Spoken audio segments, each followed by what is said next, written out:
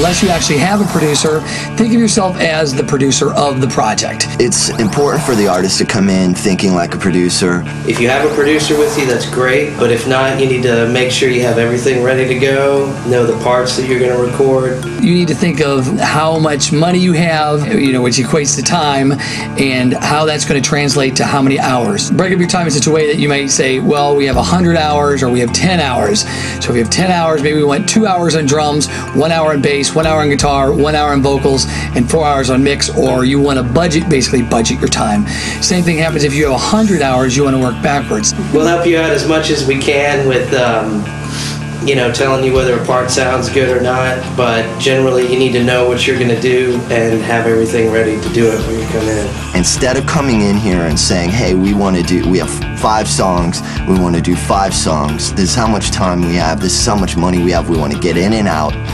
Instead of thinking like that, saying we're going to come in here and do 2 songs or 3 songs, and we want to be able to take the time to make them right. Part of when you're working as a producer, you want to think of your whole package. You want to think of how your CD sounds. First part of a complete package is songs that are ready to go to radio. Record companies now, the stuff they get, they put it in the CD player, they press play, and the first thing they say is, can I hear that on the radio?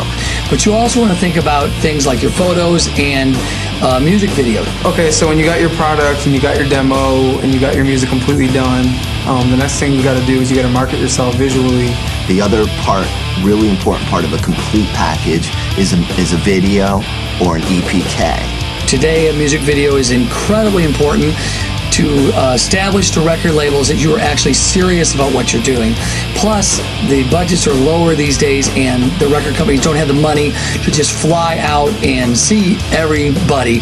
But if you've got a look or a sound or something that they're interested, you can portray that on the video. Music video is really good because it allows you to paint an artistic picture of what you're trying to communicate in your music. Record companies have less and less and less imagination, and they are taking artists with more finished products that includes videos, photos, bios, things. They're not so much taking people who are in that developmental stage, because they have so many artists to pick from. So if they have an artist who has a video, they have a finished, completed album, and they have great photos, and they have an image and a concept, then they're bound to just take them over a guy who says, I think we're moving in this direction. Instead of just getting a recording of them and leaving, we want them to come in here and get an actual complete package with some well-produced, ready-to-go to radio songs and a substantial amount of video information, whether it be a music video or an EPK.